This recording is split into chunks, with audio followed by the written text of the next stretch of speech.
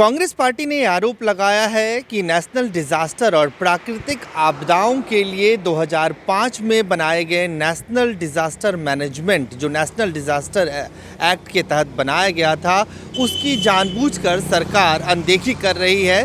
Congress party की तरफ से कांग्रेस के वरिष्ठ नेता कपिल सिब्बल ने एक प्रेस कॉन्फ्रेंस के जरिए कहा कि नेशनल डिजास्टर एक्ट के तहत बनाए गए नेशनल डिजास्टर मैनेजमेंट जिसके मुखिया प्रधानमंत्री होते हैं और इसमें 9 सदस्य भी होते हैं, उनकी एक भी बैठक नहीं की गई, बावजूद इसके कि इस डिजास्टर मैनेजमेंट का गठन ही इस बात के लिए किया गया था कि अगर देश के ऊपर कोई प्राकृतिक आपदा की कोई समस्या हो तो उस दौरान इसकी बैठक बुलाई जाए। और कपिल सिब्बल ने इनके सारे प्रावधानों और धाराओं का उल्लेख करते हुए कहा, पहली बात जो शायद मुद्दा आज तक नहीं उठा और मैं उठाना चाहता हूं और उसका गौर मैं और सवाल जो मैं वो जुडिशरी से पूछना चाहता हूं कि इस देश में क्या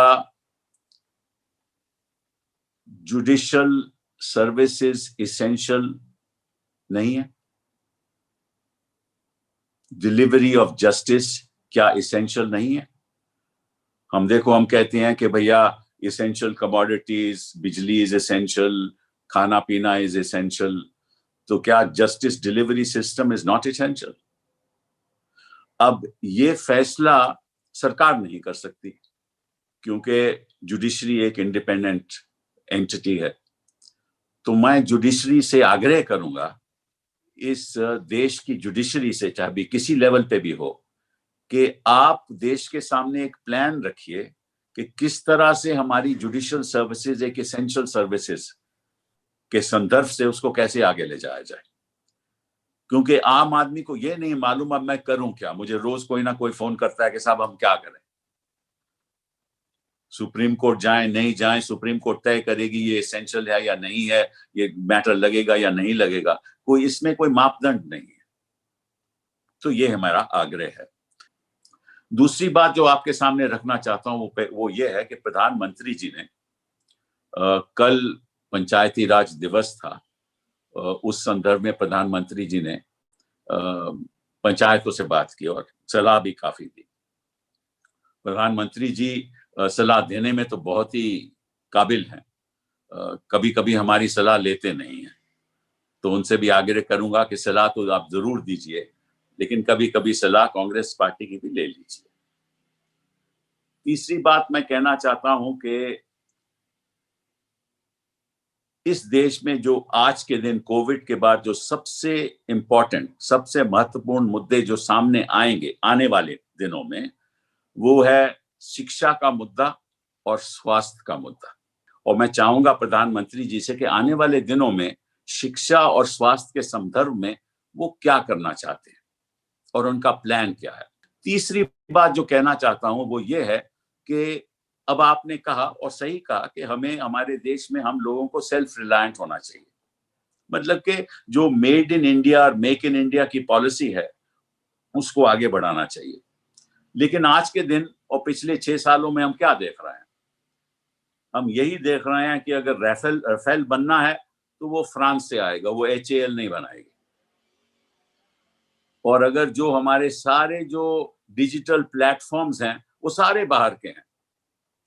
आज के दिन फायदा किसको हो रहा है? उन प्लेटफॉर्म्स को जो बाहर के लोग चला रहे हैं, जो मल्टीनेशनल चला रही हैं। तो आपकी मेक इन इंडिया पॉलिसी ये क्या होगी? कैसे इसको आगे बढ़ावा देंगे? मार्च 24 में लॉकडाउन शुरू हुआ, सो जनता का तो लॉकडाउन 40 दिन का हो गया। जनता का लॉकडाउन और इकोनॉमी का लॉकआउट। जब आपने लॉकडाउन का ऐलान किया तो आपने राज्य सरकारों से पूछा नहीं। 4 घंटे में आपने सब तय कर लिया कि 4 घंटे के बाद लॉकडाउन शुरू हो जाएगा, जैसे आपने नोटबंदी का ऐलान किया था। और अभी जो मैं आपके सामने बात रखना चाहता हूं वो शायद किसी ने आज तक नहीं रखी कि there is what is called a disaster management act of 2005। और जिस डिजास्टर मैनेजमेंट एक्ट के अंतर्गत there is a section 6(2) which I want to read to you. there is a National Disaster Management Authority under the National Disaster Management Act, which is to be presided over by the Prime Minister of India with 9 nominated members. कोई भी disaster हो, जैसे उत्तराखंड में earthquake आ गया, या बिहार में flood आ गए, केरला में मानसून के बाद बस्तियां उजड़ गई, तो ये तो स्पेसिफिक डिजास्टर्स हैं, प्रदेशों में होते हैं। आज के दिन Covid is a national disaster और हर एक के लिए अलग अलग प्लान चाहिए। तो सेक्शन 6(2) कहता है that the national, without prejudice to the provisions of this subsection, the national authority may approve the national plan. मतलब के प्रधानमंत्री जी जिस पे प्रिजाइड करते हैं नेशनल अथॉरिटी पे, वो एक नेशनल प्लान अप्रूव करेंगे। ये सेक्शन 6 में लिखा हुआ है, 6(2)(b) में। और ये नेशनल प्लान बनाएगा कौन? वो सेक्शन 10(2) पे लिखा है।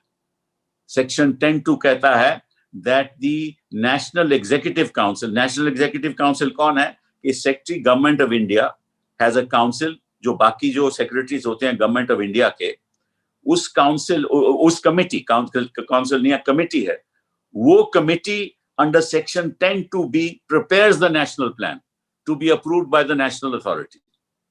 मतलब के नेशनल एग्जीक्यूटिव काउंसिल, जिसके आज के दिन होम सेक्रेटरी हेड हैं, वो नेशनल प्लान बनाएंगे और वो plan national authority, that is प्रधानमंत्री और उनके 9 नॉमिनेटेड मेंबर्स, उसको अप्रूव करेंगे। नाउ मैं पूछना चाहता हूं कि वो नेशनल प्लान है कहां? कोविड-19 आया है, ये आपदा आई है, ये कैलेमिटी आई है, ये डिजास्टर आया है, मतलब कि जो भी इसमें पीड़ित लोग हैं, इस आपदा की वजह से जो पीड़ित हैं, जिनको बड़ा नुकसान हुआ है, वो रिलीफ वो नेशनल अथॉरिटी जहां प्रधानमंत्री जी प्रिजाइड करते हैं, वो गाइडलाइंस ले करेंगे। क्या गाइडलाइंस हैं वो? Minimum requirements to be provided in relief camps in relation to shelter, food, drinking water, medical cover and sanitation.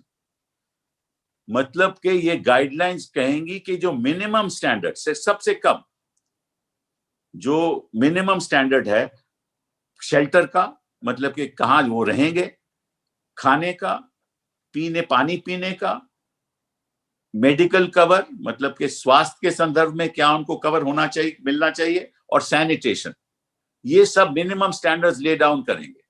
तो आज तक ये मिनिमम स्टैंडर्ड ले डाउन नहीं हुए। मैं ये आग्रह करना चाहता हूं कि ये जल्द से जल्द करें।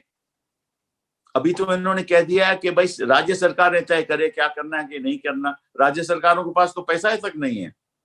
आखिरी बात, कपिल सिब्बल ने कहा कि देश की समस्याएं विविध हैं, अलग अलग राज्यों के अलग अलग डिस्ट्रिक्ट्स में अलग अलग तरह की समस्या है, और नॉर्थ ब्लॉक में जो बाबू बैठे हुए हैं वो इसको पूरी तरह से मिसहैंडल कर रहे हैं, मिसरीड कर रहे हैं, और यही वजह है कि इतनी ज़्यादा समस्या देश के सामने है। ख़ासतौर से आर्थिक रूप से राज्य सरकारों के पास पैसे नहीं हैं, केंद्र सरकार उनको आर्थिक मदद नहीं दे पा रही है। ऐसे में फ्यूचर एक्शन प्लान क्या होगा, क्या रोड मैप होगा, इसको लेकर सरकार को देश के सामने एक पॉलिसी फ्रेमवर्क सामने रखना चाहिए।